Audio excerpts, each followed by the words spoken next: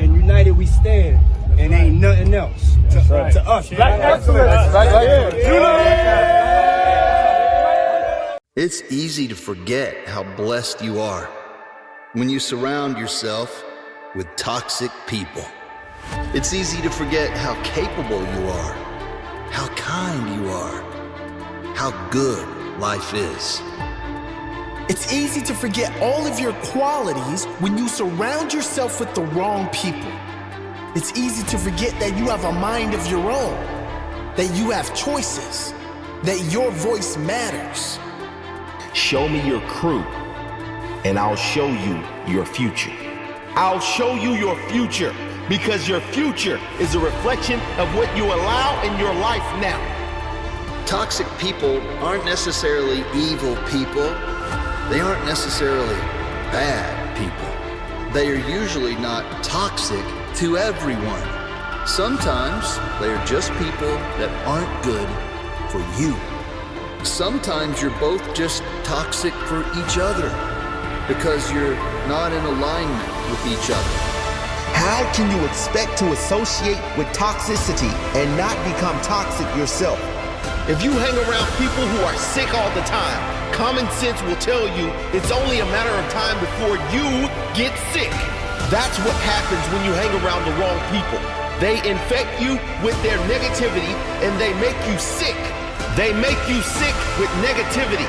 They make you sick and tired. They make you sick of everything, including yourself and the life you're living. If you want to advance your life and your friends don't, you have a choice to make. You can either choose to live a life according to your standards or live a life according to the standards of your friends.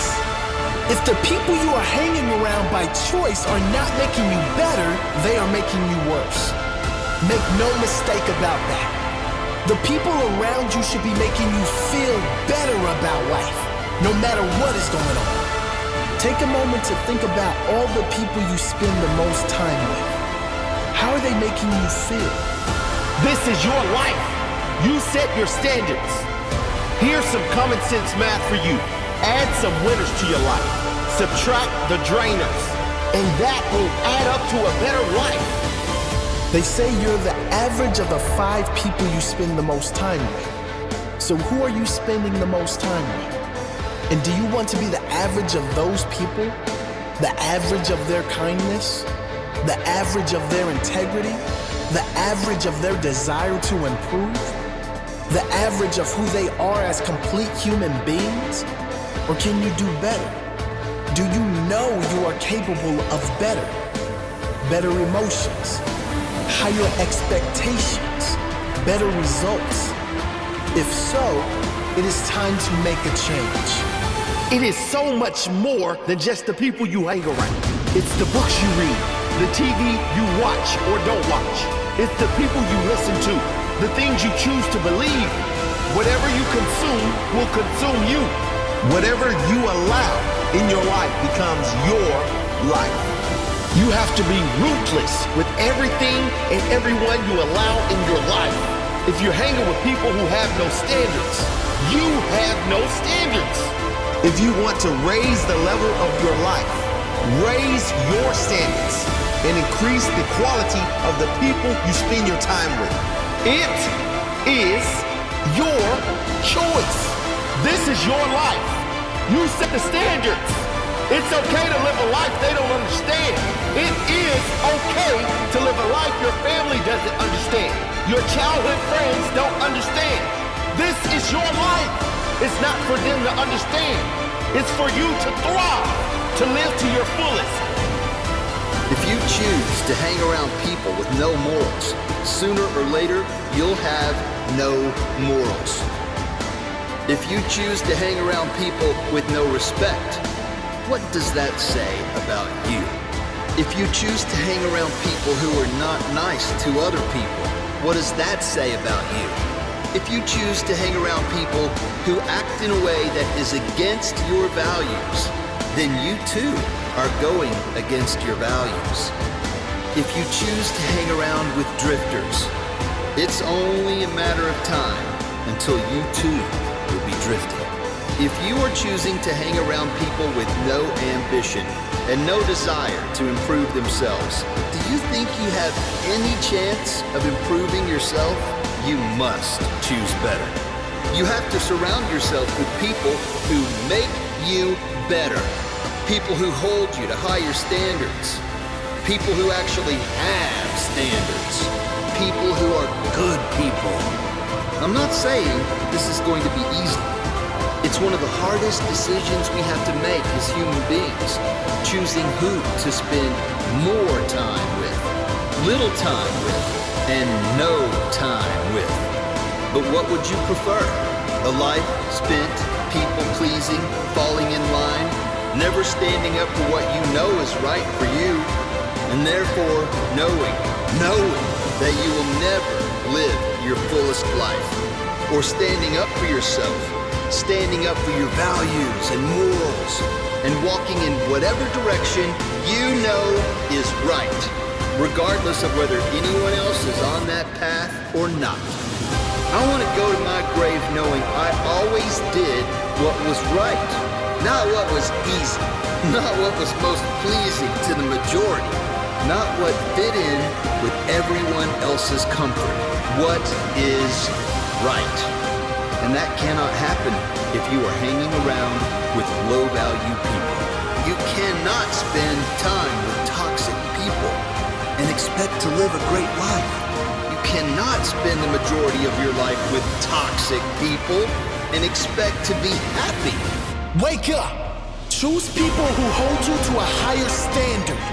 Real people, honest people, genuine people, good people.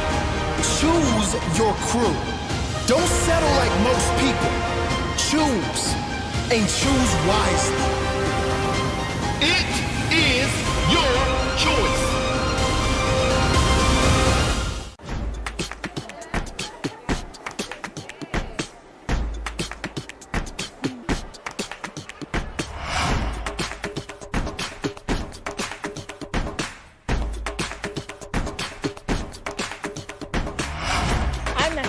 And I'm Samantha, and we're the founders of Mama Rock. Welcome to Quick Bites. As you've just heard, Mama Rocks is owned by Samantha and Natalie, sisters who just want you to have great food and have fun. Born and raised in the UK, Samantha and Natalie moved to Kenya 5 years ago. The birth of Mama Rocks came after realizing the gap in the food market for a company that represented the youth urban culture.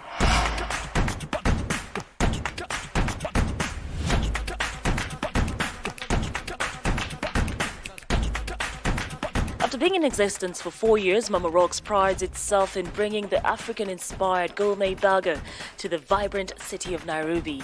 Created with love and the freshest natural ingredients, their unique burgers have become famous across the city, with their signature meal being the Mango Masai Mama. And that's exactly what we shall be making on this episode of Quick Bites. Hi. How are you? I'm good, thank you. Welcome into the kitchen.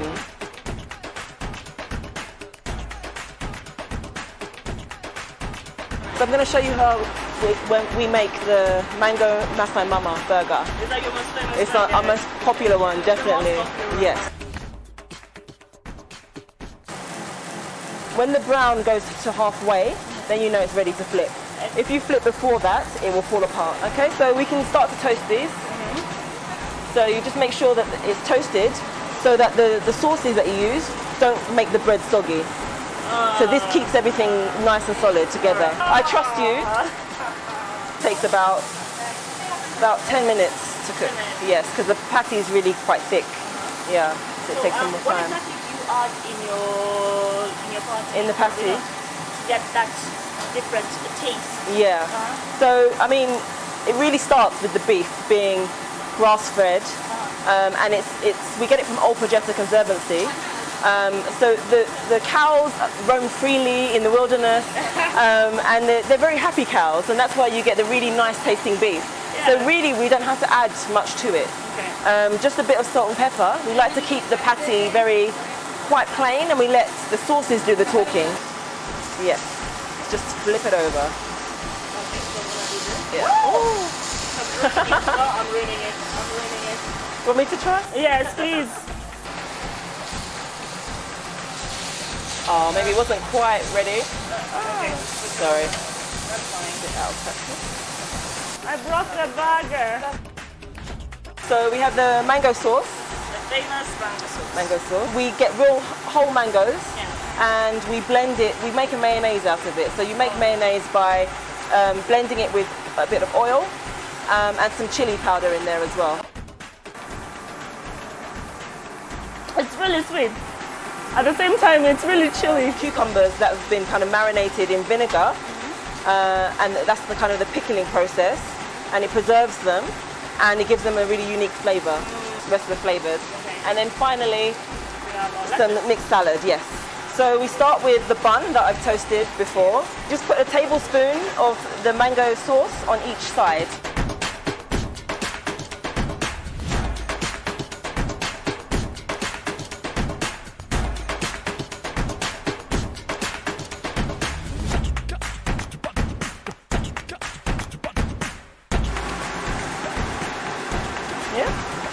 There you go.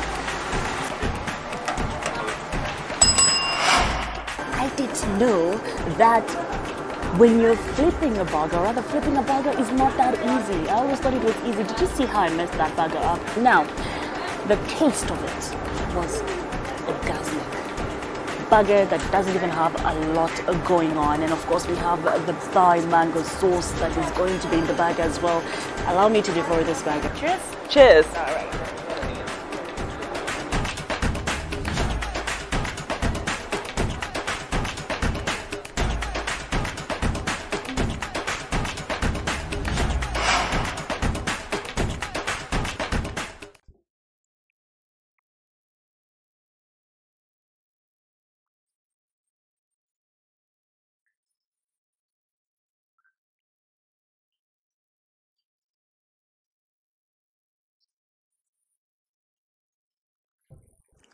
Hello and welcome to the Capital Point. My name is Terry Anchebet.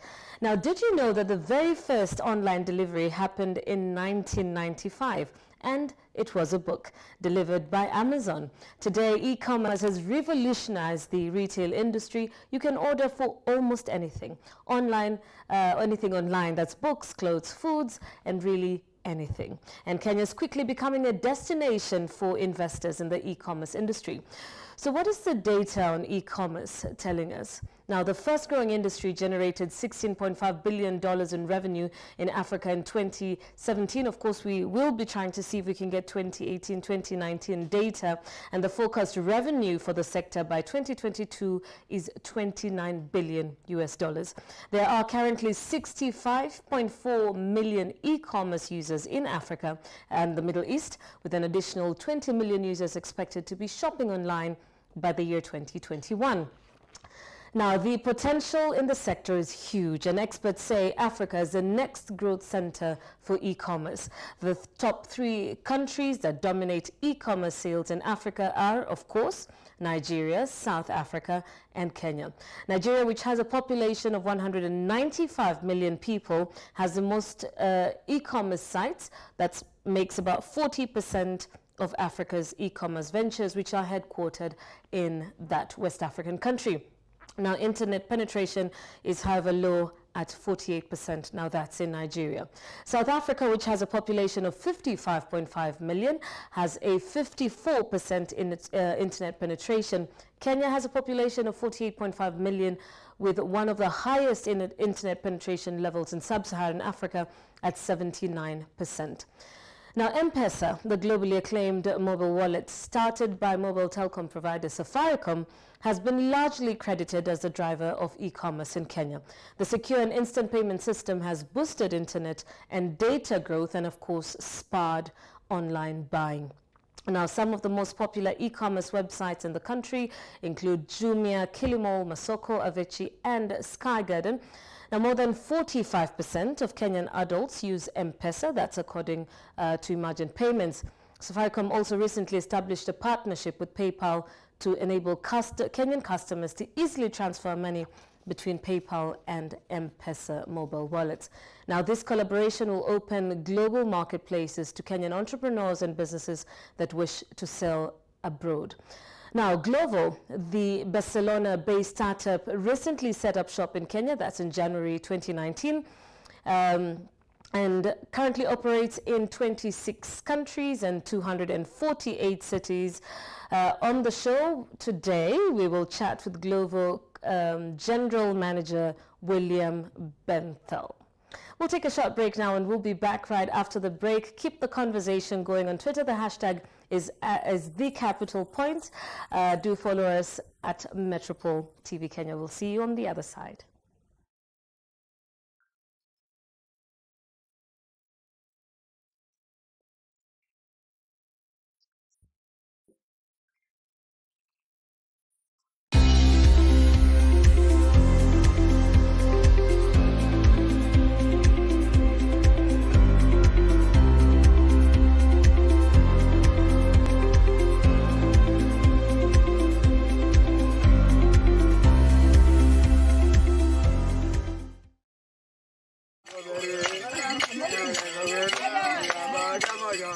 Welcome to County number 24, West Pokot County, its capital and the largest town being Kapenguria.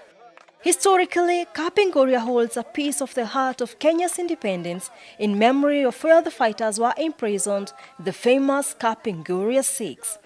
Besides Kapenguria, it has other divisions, namely Alale, Chepareria, Chesegon, Kacheliba, Kasei, Kongelai, Lelam, and Sigor.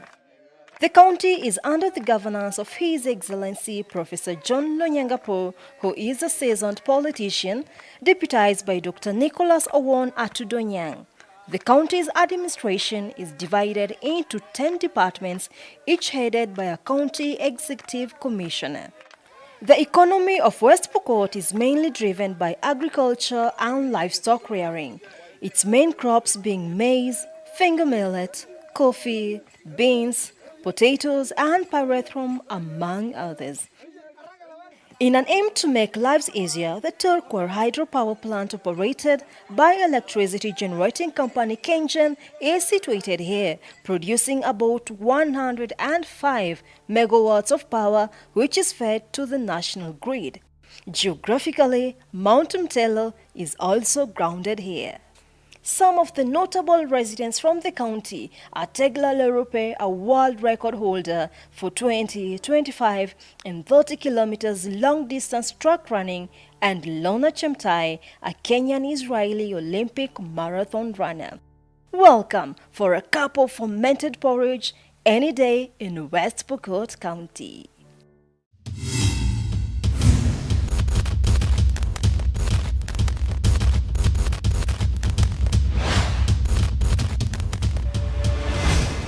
A trader who's moving goods from Nairobi, by the time they get to Kisumu, their profit is wiped out because they are paying tariffs in Nairobi, Nakuru, Kericho. By the time you get to Kisumu, you have no profit because you have paid fees everywhere. County governments, there are fellows who's putting up a barrier. It goes up and comes down. Some uniform guy with a receipt on their hand, you know, and you keep going. That's no way to grow an economy. And we have been persuading.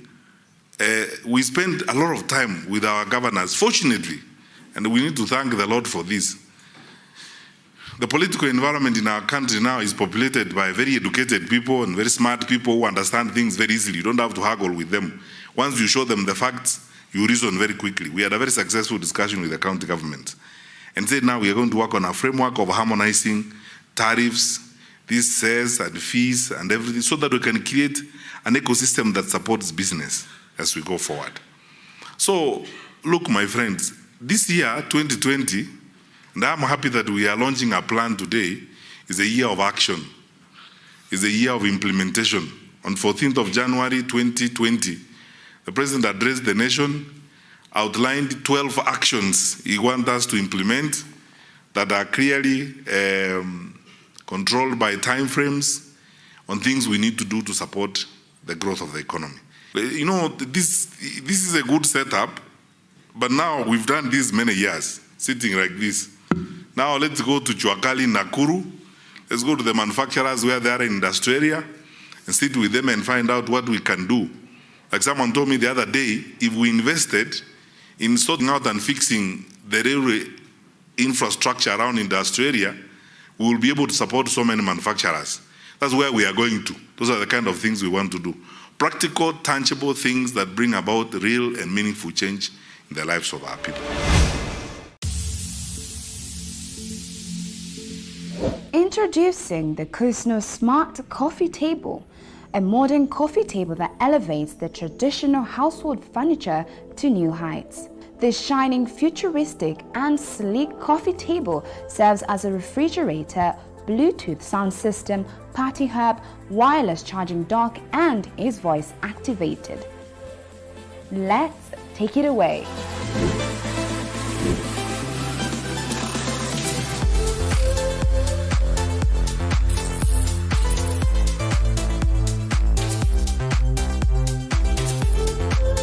The Kusno Smart Coffee Table has storage drawers built into its sleek design and is the perfect party companion with an automatic LED light lift-up lid that conceals a large refrigerator space for drinks, snacks, and party treats. There are 3 ways to lift up the refrigerator: voice control, a physical button, and smartphone app available on both Android and iOS. It also houses multiple Bluetooth speakers in a stereo array that can stream music from smartphones and other mobile devices. The glowing LED top can be programmed to synchronize the music for a glowing, pulsing strobe light effect for ambience. Finally, Kusno has wireless charging built in. Users can charge their phone by simply setting it down on the LED top. In addition to being a party-ready tool for homes or offices, Kusno also has the powerful Google Assistant built in. Using simple voice commands, users have access to virtually any information instantly. Enjoy Spotify or other streaming services, set calendars, control lighting and smart home features, check the weather, order food, set reminders, and more. The table is available in white or black and retails at 69,900 Kenyan shillings. You can order yours at indiegogo.com. For more tech features, follow us on our social media handles at Metropol TV KE.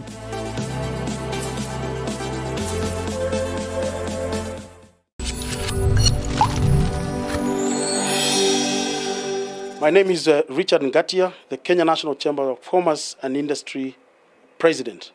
For factual business news, I want to urge you to watch Metropol TV.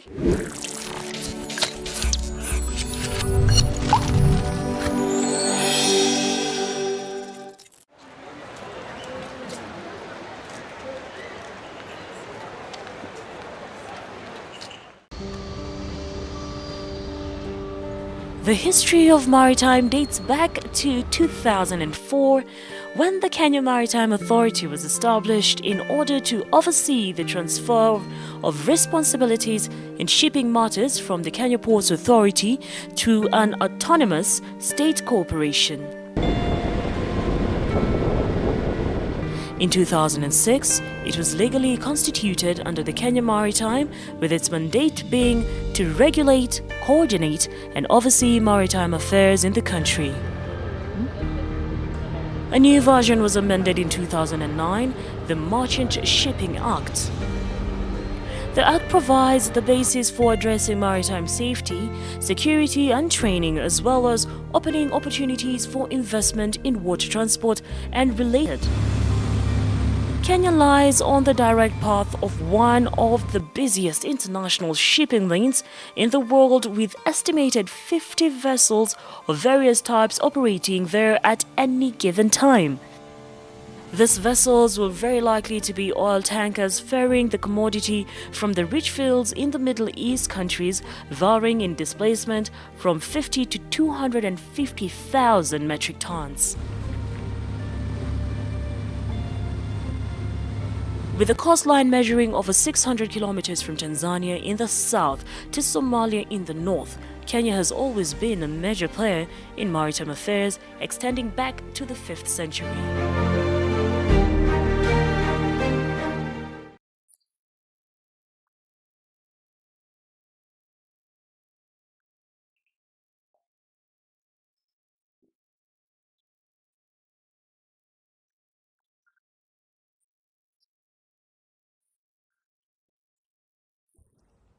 Welcome back. You're watching The Capital Point, and if you're just joining us, we're talking all matters e-commerce and looking at some staggering data in the first part of our show that showed the opportunities in the industry, the challenges. I'm now in studio with William Bentel, the General Manager for Glovo Kenya. Welcome to the show. Much. So Glovo wants to become the everything app for cities. What does that mean? Well, what it means is essentially you can have anything delivered to you within a matter of minutes from your city. So what we focus on is a whole range of products, different categories ranging from hot food, groceries, pharmacy products, pretty much anything you could want delivered to you in 45 minutes.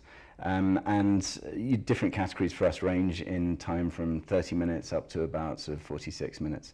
But generally speaking, it's all about convenience. So how does it work, say for somebody who hasn't used it before?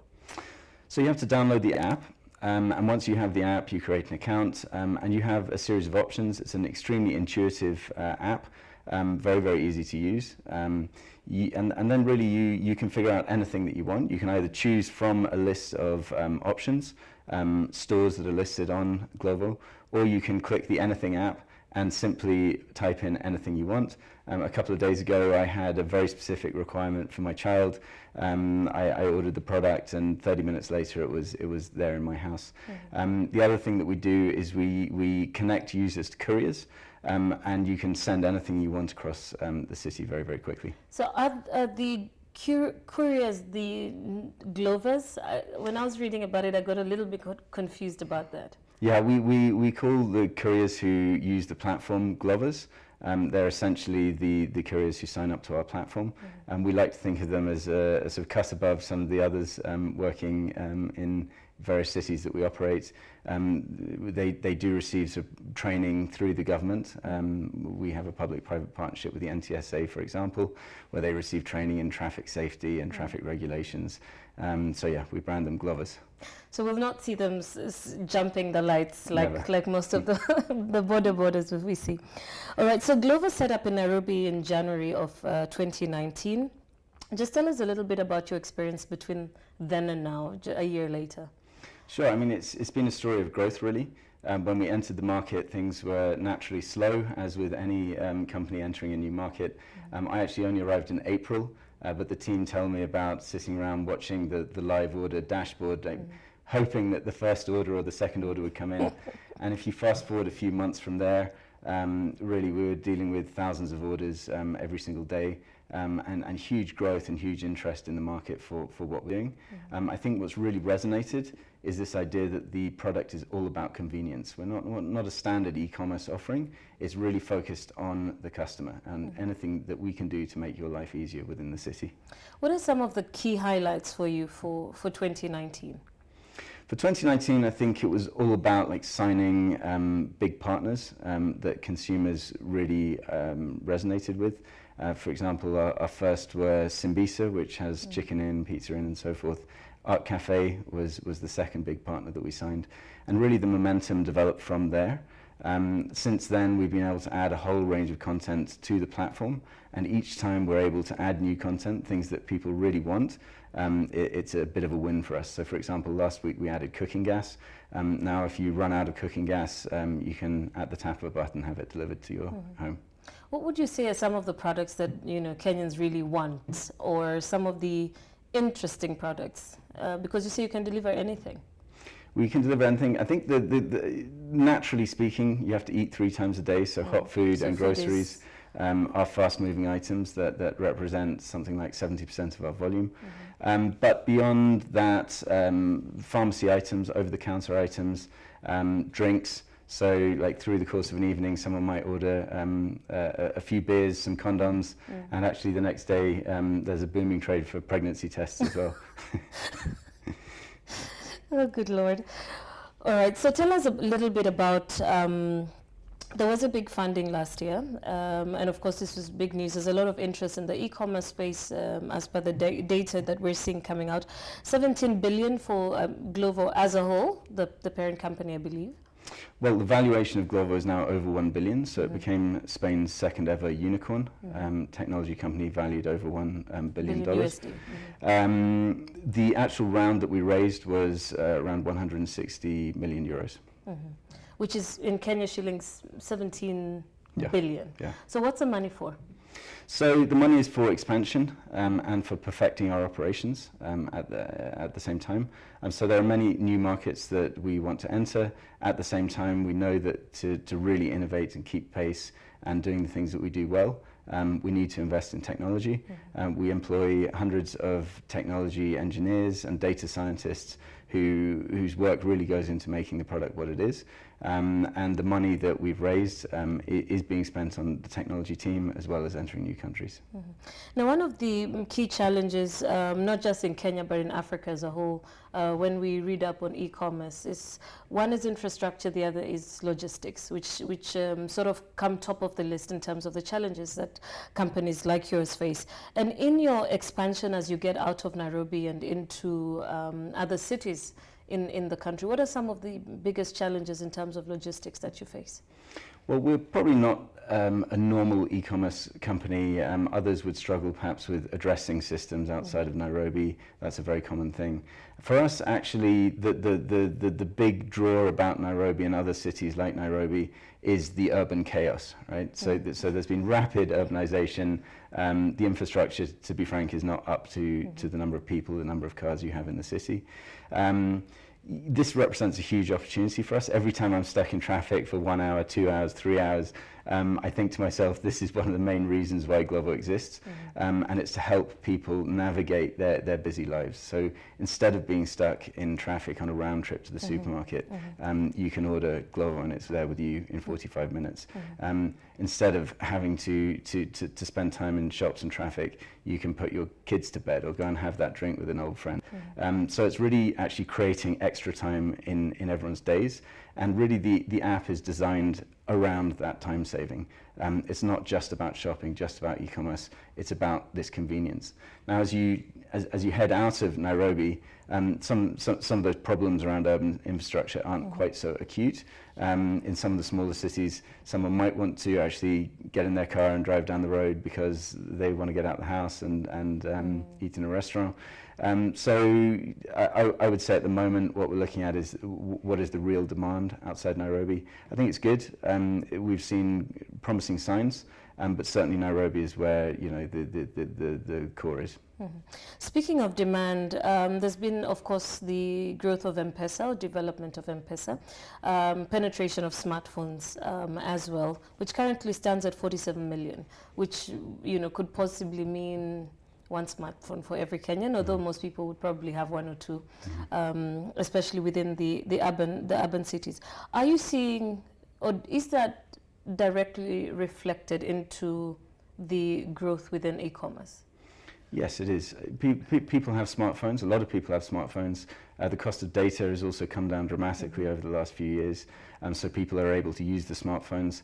I would say one of the biggest constraints in most people's smartphones is the amount of space they have and the amount of apps that you can actually have on the phone. And there's what we see from focus groups and feedback from customers is they're fed up having 6 different apps to do 6 different things. And actually they want to sort of consolidate and have 1 or 2 that really help them.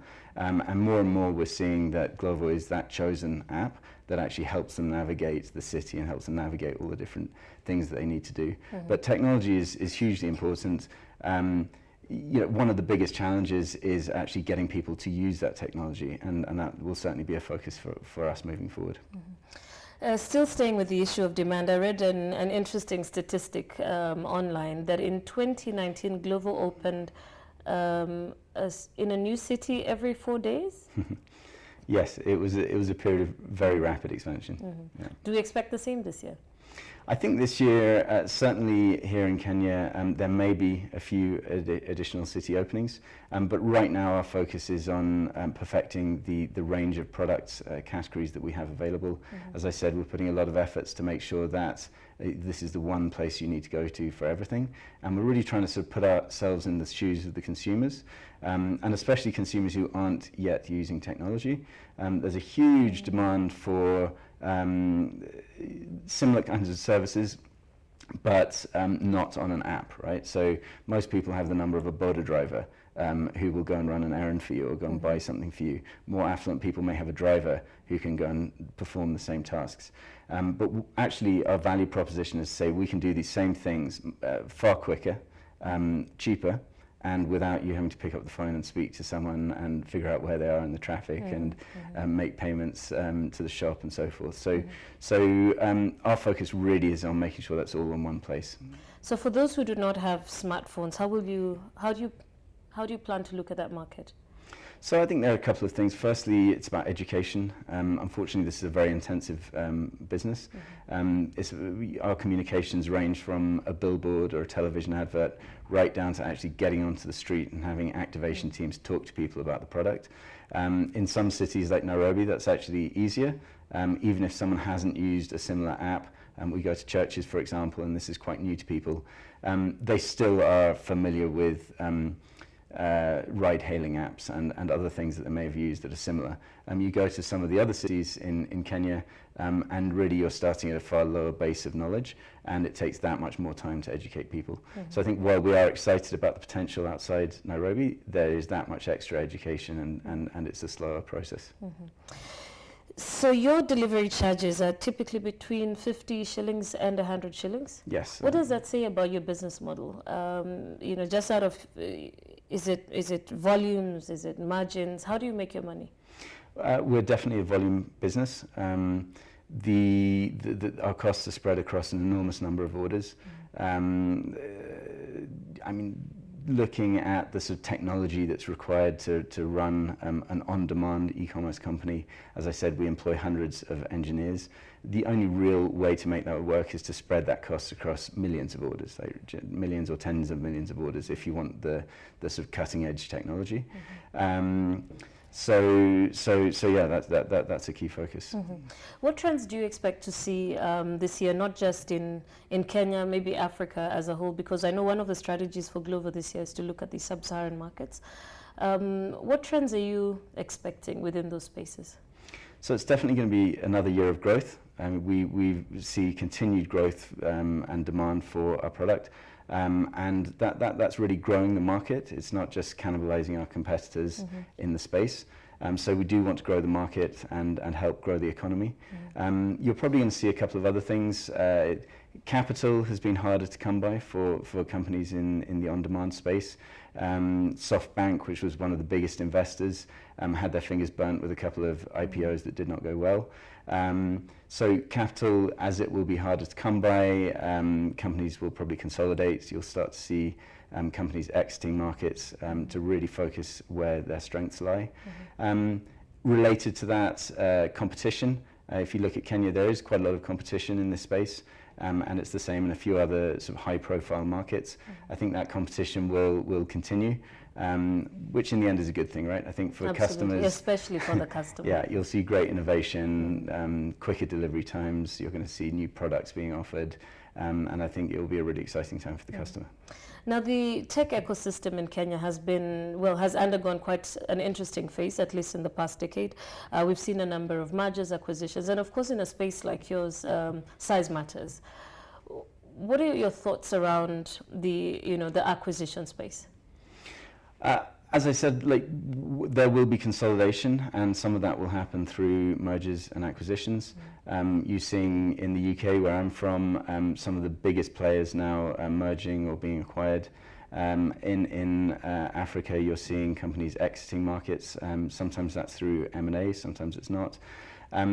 Glovo is really focused on growing organically, so we're not specifically looking for acquisition targets, certainly in Africa. We're really seeking we've proven ourselves, I would say, to be able to enter markets quickly, both from our marketing and operational capacity, and we see no real reason to acquire a company rather than grow organically. All right. So as we wind up, what will it take to win? Talking about the competition in the space, but Glovo has been, one of the most visible and, if I may use the word, aggressive in the marketing space, at least. What will it take for you to get to the top? Sure. I mean, I think the first thing, if we look back where we come from, we feel we've made a huge impact in the economy, and that's important for us. As we grow, it's not just being aggressive for ourselves, it's about having an impact in the economy. We have a team here of 30 people. We create income generating opportunity for 1,000 partners. It's really gratifying to see those partners taking their order bills with Glovo and raising money to invest and grow their own businesses. Of course, a number of riders who also use the platform. And we're just actually now relocating our tech hub that focuses on business operations from elsewhere in Africa to Kenya, which will create 60 jobs. And this is all part of the story of what it takes us now to succeed. We are going to be focusing really hard on cost measures.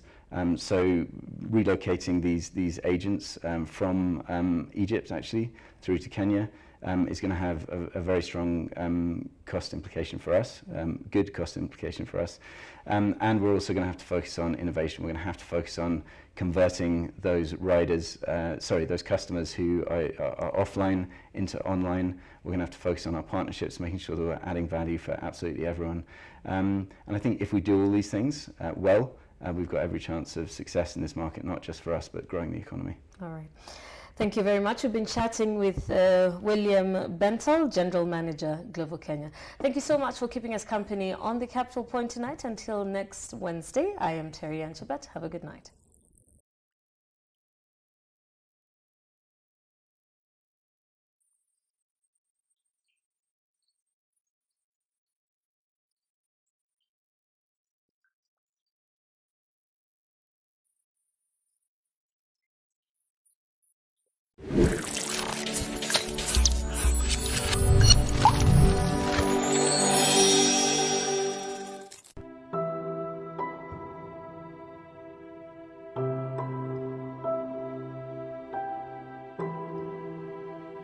Experts have argued on the origin of French beans, but most agree that it originates from Central and Southern America. Going by its botanical name, Phaceolus vulgaris, the French bean was first domesticated in Peru about 6,000 years ago. It grows in the form of a bush that can reach up to 20 inches long. It flowers and produces bean pods, which are the edible part of the plant. They can be grown round the year with the aid of irrigation. There are about 130 varieties of the bean, but in Kenya, Samantha, Picasso, Buffalo, Morgan, Boston, among a few others, are the varieties you will come across. French beans are propagated through seeds planted directly to the field. You will require 25 to 30 kilograms of seeds per acre. It is advised that you plant single rows, one seed per hole, spacing them at 30 by 15 centimeters. But for double rows, then the spacing becomes 60 by 30 centimeters. For easy management, plant blocks of 4 single rows or 2 double rows with a 50 centimeter path in between. French beans grow well at an altitude of 1,000 to 2,100 meters above sea level. The beans mature faster in warm regions. The ideal growing temperature range between 21 and 27 degrees centigrades. French beans require well-distributed rainfall of 900 to 1,200 millimeter per year. Excess rains and prolonged drought result in poor yield. And they grow well on well-drained, rich in organic matter soils that are slightly acidic to alkaline with a pH value of 6.5 to 7.5. French beans are nutritious and have many benefits, among them being they help in fetal development when eaten during pregnancy. They prevent premature aging. They enhance bone health. They enhance heart health. They improve eyesight. They are rich in dietary fiber, which is essential in body fat regulation. They are a source of vitamin A, B, D, and K. French beans take 45 to 60 days to mature before harvesting can commence. For tasty bean pods, harvest the young pods 2 to 3 times in a week. This not only gives the best bean, but also encourages production. An acre can produce up to 6 tons. It is advised that you rotate the crop with crops that do not belong to the legume family. This helps in weed control, reduction of soil erosion, rejuvenation of soil organic matter, pests and disease management. Pests to look out for are bean fly, thrips, aphids, red spider mites, white flies, African bollworms, cutworms, and diseases such as rust, downy mildew, bacterial blight. In Kenya, French beans grow well and are farmed in Nakuru, Nyandarua, Kajiado, Kiambu, Murang'a, Machakos, Kisumu, Uasin Gishu, Kirinyaga, Nyeri, Embu counties.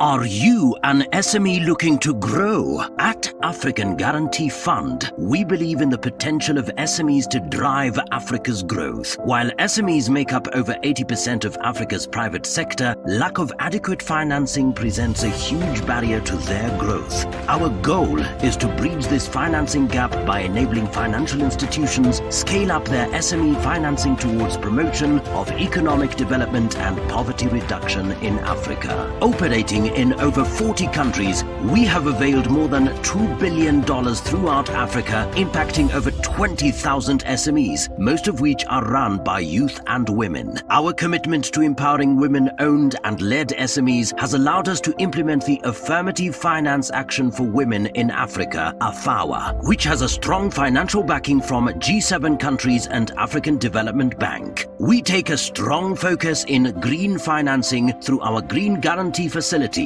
boosting the continent's efforts towards climate change mitigation and adaptation. Our very strong AA- rating by Fitch Ratings reflects our financially solid shareholders, strong capital position, and proven business model, and making us an employer of choice. Partner with us today and let's drive Africa's growth. African Guarantee Fund, a guarantee for African growth.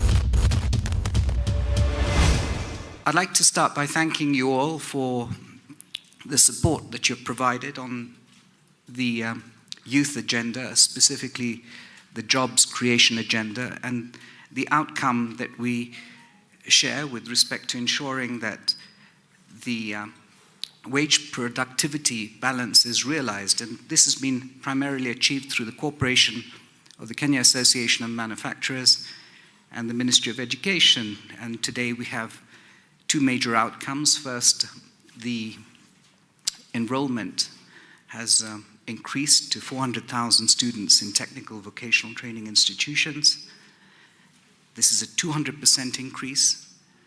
And secondly, we have transitioned the entire national system from a supply-driven system to a demand-driven system, introducing occupational standards in all work that we do with respect to curriculum reform and assessment being carried out by industry, We resolve to continue this cooperation and increasing cooperation in the East African community with respect to ensuring that we address collectively aspects of social, economic, and environmental issues, creating a greater interdependency and the ability to look at the East African community as one single market with a value proposition of your investments and your further value chains at an extra level, but at the same time addressing the protection of the community and its markets and promoting the highest level of links and galvanization between the states to address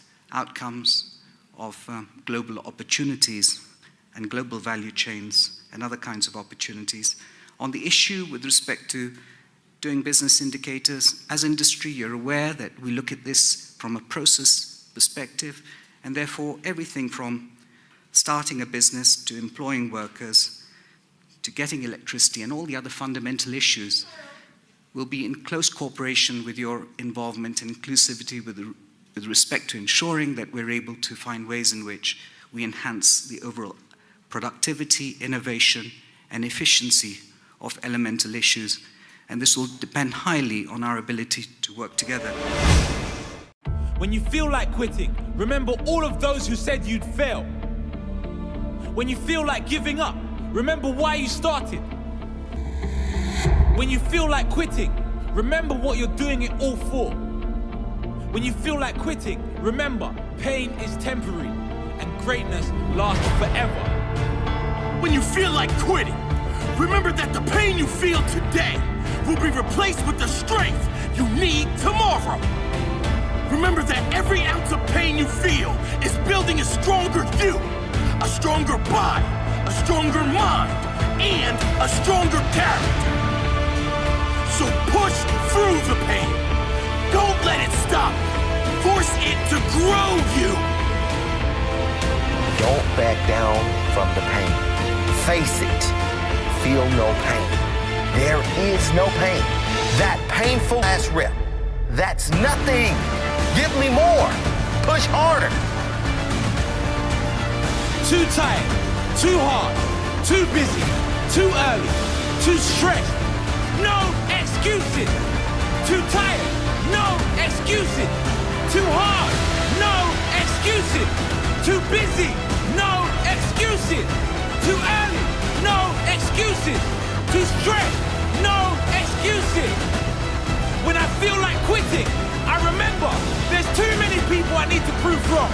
When I feel like quitting, I remember I have too much to fight for. I will not quit. Sleep in, death for grandma. I'm up, I'm ready to go. Quitting, that's for those who have no heart. I do not quit. Your greatest physique, your greatest health, your greatest strength, it doesn't come with average effort. If you want average results, keep showing up and giving average effort. If you want to be at your best, you will have to give your best effort. Make an oath to yourself that you will not walk out of any training session